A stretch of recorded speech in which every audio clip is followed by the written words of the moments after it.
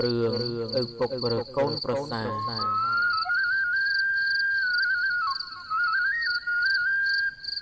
កាលពីព្រេងនាយមានតាចាស់ម្នាក់និងដូនចាស់ម្នាក់រស់នៅក្នុងស្រុកមួយតាចាស់យាយចាស់នោះមានកូនក្រមុំម្នាក់រូបល្អណាស់ទោះអ្នកណាទៅដណ្ដឹងក៏គាត់មិនព្រមលើកឲ្យដែរគាត់និយាយថាអ្នកណាតមិនជេរម្ដាយគេបានទើបគាត់លើកឲ្យជាប្រពន្ធអ្នកនោះជួនជាថ្ងៃមួយនោះមានកំឡោះម្នាក់រូបរាងស្អាតបាតចូលទៅដណ្ដឹងកូនគាត់ក៏និយាយថាអញឲ្យឯងកុំព្រួយចិត្តប៉ុន្តែឯងត្រូវតមជេរម្ដាយគេហើយទទួលបម្រើអញតាមពាក្យអញទើបបានអញឲ្យបើមិនតមឲ្យបានអញផ្ដាច់មិនឲ្យឯងទេអញប្រាប់ឯងឲ្យដឹងជាមុនលុះក្រោយទៅឯងកុំថាអញកាចណាកំឡោះនោះថាខ្ញុំបាបតមជេរម្ដាយគេបានហើយធ្វើការអ្វីក៏បានទាំងអស់ខ្ញុំបាទទទួលសពគ្រប់ប្រការតាមប្រសាសន៍លោកឪពុកតានោះថាបើឯងតមជេរម្ដាយគេបានមែនឯងទៅសិនចុះស្អែកព្រឹកឯងមកវិញពីព្រលឹមកំឡោះនោះក៏លាទៅផ្ទះវិញទៅលុះព្រឹកឡើងកំឡោះនោះមកវិញចូលទៅបម្រើលោកឪពុកអ្នកម្ដាយក្មេកលោកឪពុកអ្នកម្ដាយក្មេកនោះក៏ប្រើកូនក្រមុំគាត់ឲ្យរៀបបាយទឹកឲ្យអ្នកកំឡោះនោះស៊ីរួចហើយតានោះក៏ប្រាប់កូនប្រសាថាណែកូនចូលកូនទៅចាប់ក្របីទៅព្យួរកូនឯងព្យួរដរាបតល់ទៅថ្មនៅស្រែនោះយំទេវហើយសុំឯងដោះក្របីអ្នកកំឡោះនោះបានទៅចាប់ក្របីមកទឹមហើយទៅព្យួរស្រែតាំងពីព្រលឹមដល់ថ្ងៃត្រង់ក៏ថ្មពុំយំក្របីដើរពុំរួចក៏ថ្មចេះតែឈឹងពុំយំសោះអ្នកកំឡោះឃ្លានបាយណាស់ទ្រាំពុំបានក៏ជេរម្ដាយថាម្ដាយអាថ្មនេះកាលណានឹងយំឡើងកំឡោះនោះជេរតែប៉ុណ្ណេះតានោះក៏ស្ទុះចេញពីក្រោយថ្មមកថាណ៎ហើយចុះឯងដោះក្របីលែងហើយទៅផ្ទះឯងវិញចុះអញផ្ដាច់ពាក្យហើយត្បិតឯងតមជេរម្ដាយមិនបានកំឡោះនោះក៏ដោះក្របីលែងហើយទៅផ្ទះវិញទៅថ្ងៃក្រោយមកមានកំឡោះម្នាក់ចូលទៅដណ្ដឹងកូនតានោះទៀតគាត់ក៏បង្គាប់ដូចកំឡោះមុនតែអ្នកកំឡោះក្រោយគេមានប្រាជ្ញាគេទៅព្យួរស្រែវិចបាយទៅស៊ីផងលុះព្យួរដល់ថ្ងៃខ្ពស់ឃ្លានបាយក៏បញ្ឈប់ក្របីស៊ីបាយរួចហើយក៏ព្យួរទៀតទល់តែថ្ងៃជ្រេក៏ថ្មនោះពុំយំក្របីក៏អស់ជើងដើរពុំរួចកាលបានអ្នកកំឡោះបកក្របីទៅដល់ចិត្តថ្មនោះធ្វើជាស្ដីថាលោកថ្មអើយយំឡើងអាណិតក្របីដើរពុំរួចទេអាណិតក្របីផងទៅខ្លួនខ្ញុំអត់បាអីទេខ្ញុំមានបាយស៊ីហើយខ្ញុំព្យួរដល់យប់ក៏បានដែរបើមិនអាណិតខ្ញុំអាណិតតែក្របីចោះត្បិតវាជាសត្វកំឡោះនោះអង្វរដូចម្ដេចក៏ថ្មពុំយំអ្នកកំឡោះនោះក៏ពុំជេរត្បិតវាដឹងថាតានោះទៅពួននៅក្រោយថ្មលុះនិយាយយូរតានោះមើលមកឃើញក្របីដើរពុំរួចមែនគាត់នឹកអាណិតក្របីគាត់ក៏យំក្រោយថ្មឮសូរទេវអ្នកកំឡោះនោះក៏ដោះក្របីឲ្យស៊ីស្មៅហើយក៏មកផ្ទះឪពុកក្មេកវិញតានោះក៏ឲ្យកូនលើកបាយមកឲ្យអ្នកកំឡោះនោះស៊ីលុះល្ងាចតានោះប្រាប់ថាកូនអើយទៅផ្ទះឯងចុះព្រឹកសុំឯងមកវិញកំឡោះនោះក៏លាទៅផ្ទះលុះដល់វេលាយប់អ្នកកំឡោះនោះក៏បានមកលបចាំស្ដាប់យកការនៅក្រោមដំណេកតានោះ ព្រោះគាត់និយាយគិតគូរនឹងប្រពន្ធគាត់ទាល់តែដេកលក់វេលាយប់តានោះចូលដេកក៏និយាយនឹងយាយថាដូនអានេះវាតមជេរម្ដាយបានប៉ុន្តែរូបរាងអាក្រក់មិនសមនឹងកូនយើងដូច្នេះយើងរកឧបាយយ៉ាងណាឲ្យវាខឹងជេរម្ដាយហើយយើងនឹងផ្ដាច់វាទៅដូនឆ្លើយថាងាយទេបើដូច្នេះចូលតែឯងចូលទៅក្នុងការុងមួយទៀតដាក់អង្ករដល់ទៅវេលាព្រឹកឡើងពេលដែលវាមកចាំខ្ញុំប្រាប់វាថាតាទៅកាប់អស់លើភ្នំមុនហើយចាំខ្ញុំឲ្យវារែកតាឯងនឹងអង្ករទៅលើភ្នំបើវាធ្ងន់វាខឹងវាជេរនោះតាឯងនៅក្នុងការុងស្រាប់នឹងលឺហើយមកវិញផ្ដាច់វាបានដោយងាយតាយាយគិតគ្នាដូច្នោះក៏សម្រានទៅឯអ្នកកំឡោះលបស្ដាប់ក្រោមផ្ទះឮដឹងការហើយក៏វិលទៅដេកឯផ្ទះដល់វេលាព្រឹកឡើងអ្នកកំឡោះនោះទៅបម្រើម្ដាយក្មេកឪពុកក្មេកក៏ស្រាប់តែឃើញយាយចាស់បង្ហាញអំរែកហើយប្រាប់ថាកូនអើយឪឯងទៅកាប់អស់នៅលើភ្នំហើយគាត់ផ្ដាំថាឲ្យកូនឯងរែកអង្ករនេះឡើងទៅតាមឲ្យឆាប់ត្បិតគាត់ទៅតាំងពីព្រឹកម្លេះមិនទាន់ទាំងហូបបាយផងមានតែកូនឯងរែកទៅឲ្យឆាប់នឹងអាលដាំបាយឲ្យគាត់ពិសាអ្នកកំឡោះនោះទទួលអំរែកហើយក៏រែកទៅតាមជើងភ្នំដល់រែកឡើងបន្តិចទៅធ្ងន់ណាស់ក៏រែកចុះមកវិញហើយស្ដីថាអស់អោឪហើយខ្ញុំឃ្លានបាយណាស់ខ្ញុំរែកឡើងទៅឲ្យឆាប់មិនបានទេបើវាធ្ងន់ម្លឹងនរណានឹងរែកឡើងទៅវិញរួចបើឪមិនអាណិតខ្ញុំគាត់ជេរបន្ទោសម្ដេចក៏ខ្ញុំព្រមទទួលដែរនិយាយហើយរែកចុះមកវាលវិញលុះរែកទៅដល់កន្លែងមួយឃើញស្បូវស្ងួតល្អក៏រែកទៅដាក់ឈប់កណ្ដាលស្បូវនោះហើយអ្នកកំឡោះនោះក៏ដើរទៅបាត់មួយស្របក់ទើបដើរត្រឡប់មកវិញយកភ្លើងដុតអំរែកលុះភ្លើងឆេះស្បូវជុំវិញហើយក៏ក្តៅដល់តាចាស់ដែលនៅក្នុងអំរែកនោះគាត់ក៏បំរាស់ញ័ររង្គើទាំងការុងភ័យក្រែងភ្លើងឆេះស្លាប់ប៉ុន្តែចេញមិនរួចអ្នកកំឡោះក៏ធ្វើជារត់មកស្រែកថាយើនរណាដុតភ្លើងឆេះអំរែកអញអស់បើដូច្នេះម្ដេចអញនឹងចូលទៅបានបើភ្លើងឆេះជុំវិញដូច្នេះចូលមិនចុះទេថាហើយឈរស្រែកនៅក្រៅលុះភ្លើងឆេះដល់ការុងដឹងថាតាចាស់ក្តៅហើយទើបស្ទុះចូលទៅអូសអំរែកចេញពីភ្លើងរួចហើយភ្លើងក៏ឆេះដាច់ខ្សែការុងតាចាស់បំរាស់ញ័រទើបអ្នកកំឡោះស្រាយការុងចេញឃើញឪពុកក្មេករលាកភ្លើងឆេះទាំងសក់ក្បាលក៏ជំរាបថាអាយ៉ាលោកពុកម្ដេចមិនប្រាប់កូនកុំអីភ្លើងឆេះស្លាប់ចោលម៉ែឲ្យនៅមេម៉ាយតាចាស់ខឹងណាស់តែពុំដឹងធ្វើដូចម្ដេចដើរឡើងតយងយមកផ្ទះវិញទ្រាំខ្លួនមួយថ្ងៃណាមួយដោយសារអូសចេញពីភ្លើងណាមួយដោយសាររលាកភ្លើងមកដល់ផ្ទះវិញគ្មានប្តីនិយាយអ្វីមួយម៉ាត់មកដល់ផ្ទះហើយប្រាប់កូនប្រសាថាទៅចុះព្រឹកសុំមកទៀតឯកូនប្រសាក៏ទៅផ្ទះទៅដល់វេលាយប់ក៏មកគួននៅក្រោមផ្ទះលបចាំស្ដាប់ទៀតលុះដល់វេលាយប់តាចាស់និងដូនចាស់ចូលដំណេកក៏និយាយកិច្ចគ្នាទៀតតាក៏និយាយថាយើងគិតដូចម្ដេចដើម្បីនឹងផ្ដាច់វាបានអានេះមានប្រាជ្ញាណាស់តែបើឲ្យកូនយើងទៅវាមិនសមនឹងកូនយើងទេពីថ្ងៃមិញវាដឹងថាឯងនៅក្នុងការុងវារែកទៅដល់កណ្ដាលផ្លូវវាថាធ្ងន់ណាស់តែវាមិនជេរម្ដាយទេវារកទីណាមានស្បូវស្ងួត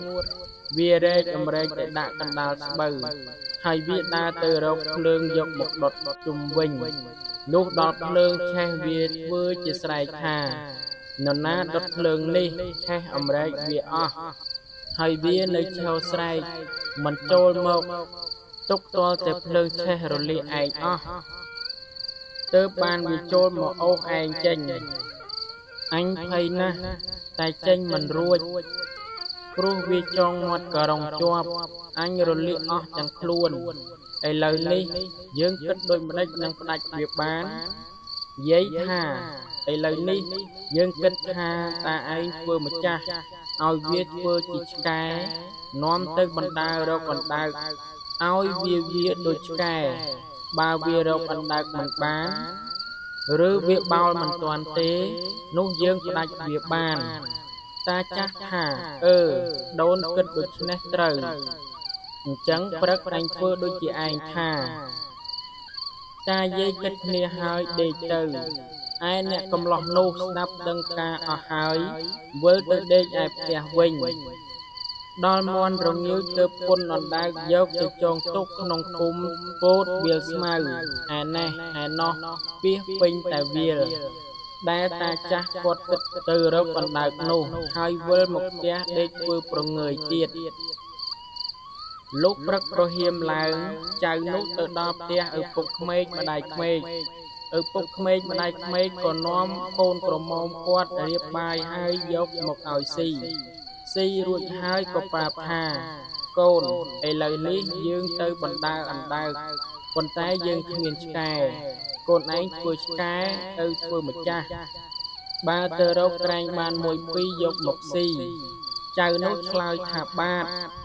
ហើយតាចាស់ក៏ពុនបាយសំណុំទឹកបំពង់ដើរចេញពីផ្ទះទៅចៅនោះក៏បោលជើង4តាមក្រោយទៅដល់កន្លែងដែលវាចងអណ្ដើកនោះវាក៏បោលទៅមុខចូលគុម្ពស្មៅនោះធ្វើជាកោះងោះតាចាស់រត់ទៅដល់វាខំបានអណ្ដើកមួយហើយទៅមុខទៀតខំបានអណ្ដើក6 7ដល់ថ្ងៃត្រង់តាចាស់ឃ្លានពេកណាស់ក៏អង្គុយគិតនឹងស្រែកបាយស៊ីឆ្កែក៏មើលឃើញក្របីមួយវងក៏បោលទៅដេញខំក្របីបោលចូលមកស៊ីស្រូវស្រែអ្នកស្រុកតាចាស់ឃើញហើយរត់ទៅដេញក្របីចេញពីស្រែឆ្កែបោលមកស៊ីបាយអស់ហើយបោលទៅបាត់ឯឪពុកក្មេកជាម្ចាស់ឆ្កែវិលមកវិញរកបាយស៊ីគ្មានព្រោះឆ្កែស៊ីអស់ខឹងណាស់ដេញវាពុំទាន់ណាអស់កម្លាំងឃ្លានបាយណាផ្លូវឆ្ងាយក៏ខំដើរមកចាស់វិញទាំងអត់បាយដើរពុំចង់រួចបន្ទោះឆ្កែមិនបានបិទវាចំណាំតែអញ្ចឹងដល់ផ្ទះស៊ីបាយរួចហើយប្រាប់កូនប្រសាថាទៅផ្ទះចុះព្រឹកសុំមកទៀតដល់យកកូនប្រសាមកស្ដាប់តាយាយគិតគ្នាទៀតលុះដល់វេលាយប់តាយាយចូលដេកតាប្រាប់យាយពីរឿងដែលកូនប្រសាធ្វើសពគ្រប់ហើយតាឲ្យយាយជួយគិតទៀតដូនចាស់ប្រាប់ថាពីមុនវាធ្វើឆ្កែឯតាឯងធ្វើម្ចាស់បានជាវាធ្វើបាបតាឯងបានដូច្នោះព្រឹកនេះតាឯងឲ្យវាធ្វើម្ចាស់ម្ដងឯតាឯងធ្វើឆ្កែវិញតាយាយគិតគ្នាហើយក៏ដេកទៅចៅនោះលើកស្ដាប់បានការហើយក៏ទៅដេកឯផ្ទះវិញទៅលោកព្រឹកឡើងចៅនោះក៏ទៅបម្រើឪពុកក្មេកម្ដាយក្មេកទៀតតាយាយឲ្យកូនក្រមុំលើកបាយមកឲ្យវាស៊ីរួចហើយតាយាយក៏ប្រាប់កូនអើយពីម្សិលមិញឯងធ្វើឆ្កែថ្ងៃនេះឯងធ្វើម្ចាស់អញម្ដងអញធ្វើឆ្កែវិញចៅនោះឆ្លើយថាបាទហើយពុនបាយនឹងទឹកទៅឯតាធ្វើជាឆ្កែបោលតាមក្រោយលុះពីផ្ទះបន្តិចទៅវាខំដើរយ៉ាងលឿនកុំឲ្យឪក្មេកបោលទាន់តាបោលពុំទាន់បិទខ្លួនចាស់ដើរត្រុកតាមក្រោយវាឯវាក៏បែរមកថាឆ្កែអីស៊ីតែបាយបងអស់ទៅមុខមិនទៅដើរតែក្រោយម្ចាស់រកអណ្ដើកមិនដេចបានថាហើយវាឆ្កែឲ្យបោលទៅមុខតាបោលក្នុងស្មៅមិនរួចចេះតែដើរតាមក្រោយរកអណ្ដើកមិនបានកូនប្រសាវាយស្ទើរស្លាប់ហត់ស្ទើរដាច់ខ្យល់តែពុំហ៊ានស្ដីព្រោះខ្លាចខ្មាស់កូនប្រសានោះ លុះទៅឆ្ងាយដល់ថ្ងៃត្រង់វាស្រែកបាយស៊ីហើយថាឆ្កែអីរកអណ្ដើកមិនបានដើរតែក្រោយម្ចាស់ស៊ីតែបាយបង្អស់ហើយវាបង្អត់បាយមិនឲ្យស៊ីវាឲ្យតែឆ្អឹងឆ្កែចាស់អង្គៀមក៏មិនបែកបិទគ្មានធ្មេញឃ្លានណាស់អង្គុយមើលតែមុខវាទាល់តែវាស៊ីហើយវាវាយមួយប្រនងទៀតហើយនិយាយថាណាហើយទៅផ្ទះចោះបើមិនផេះទេឆ្កែអីឆ្នែងយ៉ាងហ្នឹងហើយវាក៏ឡើងដើរវិលទៅផ្ទះវិញតាចាស់ហត់ណាស់វាមិនរួចឡើងដើរទៅតាមក្រោយកូនប្រសាធ្វើមុខស្រមេះលុះទៅដល់ចៅកំឡោះប្រាប់ម្ដាយក្មេកថាម៉ែរកអណ្ដើកមិនបានទេព្រោះឆ្កែមិនស្វាក់តាចាស់ខឹងណាស់ប្រាប់កូនប្រសាថាឯងទៅផ្ទះចោះព្រឹកសឹមមកវិញចៅនោះក៏លាទៅដល់យប់ក៏មកពួនលើបស្ដាប់ក្រោមផ្ទះទៀតលុះដល់យប់តាយាយចូលដេកតានិយាយប្រាប់ពីរឿងកូនប្រសាធ្វើបាបហើយបង្អត់ទាំងបាយផងដូនចាស់ថាណាហើយឲ្យកូនទៅវាទៅផ្ដាច់វាមិនបានទេអានេះមានប្រាជ្ញាណាស់ឯងគិតអីក៏វាដឹងមុនទាំងអស់វាធ្វើបាបស្ទើរតែស្លាប់ម្ដេចក៏មិនរៀងតាចាស់ឆ្លើយថានឹងឲ្យវាទៅមើលរូបរាងវាមិនសមនឹងកូនយើងសោះប៉ុន្តែយើងធ្វើកលឲ្យវាខឹងឲ្យវាជេរម្ដាយវាមិនជេរដូច្នេះដូនជួយគិតអញម្ដងទៀតបើវាធ្វើតាមមិនបានសុំផ្ដាច់វាដូនចាស់ថាឥឡូវនេះមានតែដល់ពេលមន់រងាវតាឯងលុបមុខស៊ីស្លាហូបបាយចូលទៅក្នុងក្រុងមួយទៀតច្រកអង្គរបើព្រឹកឡើងវាមកខ្ញុំនឹងប្រាប់វាថាតាឯងទៅផ្សារទិញអីវ៉ាន់ហើយខ្ញុំប្រាប់វាឲ្យរែកទៅតាមឲ្យតាន់នៅវេលាស៊ីបាយព្រឹកត្បិតផ្លូវផ្សារក៏ឆ្ងាយដែរបើវារែកទៅមិនតាន់ទេនោះលុះមកវិញនឹងផ្ដាច់កូនពីវាបានងាយណាមួយទៀតតែទៅដល់ពាក់កណ្ដាលផ្លូវវាមុខជាធ្ងន់វាប្រហែលជាគិតឃើញថាស្ងាត់ហើយវានឹងជេរមិនខានតាចាស់និងយាយចាស់គិតគ្នាហើយក៏ដេកទៅឯកូនប្រសាលោកស្ដាប់នៅក្រោមផ្ទះដឹងការហើយក៏ទៅដេកនៅផ្ទះវិញទៅលុះព្រឹកឡើងចៅនោះរៀបខ្លួនដើរចេញទៅបម្រើឪពុកក្មេកទៀតដល់ហើយម្ដាយក្មេកឲ្យកូនក្រមុំលើកបាយយកមកឲ្យចៅនោះស៊ីហើយក៏ប្រគល់អម្រែកឲ្យកូនប្រសារែកទៅតាមឪពុកក្មេកឯផ្សារដោយគិតគ្នាពីល្ងាចនោះចៅនោះរែកដើរហើយក៏គិតថាម្ដងនេះអញនឹងធ្វើឲ្យឪពុកក្មេកអញនេះឲ្យកូនមកអញកុំឲ្យគាត់រកកលធ្វើបញ្ឆោតអញក្រោយទៀតហើយគិតតែរែកដើរទៅដល់ពាក់កណ្ដាលផ្លូវដាក់អម្រែកចុះហើយថាការុងនេះចងមាត់មិនជាប់វាយកខ្សែចងថែមទៀតលុះរែកទៅដល់កន្លែងមានព្រែកមានស្ពានក៏ដាក់អម្រែកលើស្ពានឲ្យប្របេះត្រង់ចុងក្តារនៅតែបន្តិចធ្លាក់ពីស្ពានហើយថាអញអើយថ្ងៃណាស់ហើយម្លេះសំឪអញជេរមិនខានអម្រែកធ្ងន់រែកដូចម្ដេចតាន់ណាស់ហើយឲ្យឪជេរក៏ជេរចុះអញដាក់នៅទីនេះទៅវាលសិនរួចសុំទៅទៀតនិយាយបណ្ដាដើរបណ្ដាមួយស្របក់ក៏កាន់ឈើមួយធំដើរមកពីនាយបុកក្តារស្ពានលឺសូរក្រាំងធ្វើហាក់ដូចជាដំរីជន់ស្ពានហើយស្រែកថានរណាដាក់អម្រែកនៅលើស្ពានដំរីអញវាជន់ខូចអស់ហើយយកចេញឲ្យឆាប់ស្រែកហើយបុកក្តារក្តាំងដើរចូលមកឯតានោះនៅក្នុងក្រុងគិតស្មានថាដំរីមែនភ័យក្រែងជន់ស្លាប់ក៏ខំបំរះដើម្បីជៀសផ្លូវដំរីក៏ហួសពីក្តារធ្លាក់ចូលទៅក្នុងទឹកក៏ចូលក្នុងក្រុងគាត់ឆ្លុះទឹកត្រដោញ័រទាំងក្រុងស្ទើរតែនឹងស្លាប់ឯកូនប្រសាឃើញដូច្នោះក៏ទុកឲ្យផឹកទឹកបន្តិចឲ្យអស់ខូចទៀតហ ហើយធ្វើជាដើមមកពីវាលស្រែកថានរណាហ៊ានបោដំរីឆាយអំរែកអញឲ្យធ្លាក់ក្នុងទឹកទៅទឹកអង្គរអញអស់អោអញហើយឪជេរថែមទៀតហើយថ្ងៃក៏កាន់តែខ្ពស់ហើយអង្គរទៅទឹកថែមទៀតអ្នកកំឡោះនោះឃើញឪពុកក្មេកបំរាស់ញ័រក្នុងករុងក៏ថាអោមានត្រីមករបេះផងណាហើយអញចុះទៅស្រង់មកមើលថាហើយក៏ចូលទៅក្នុងទឹកស្រង់មកមើលហើយថាបើវាទៅទឹកនឹងស្រ័យហាលថ្ងៃ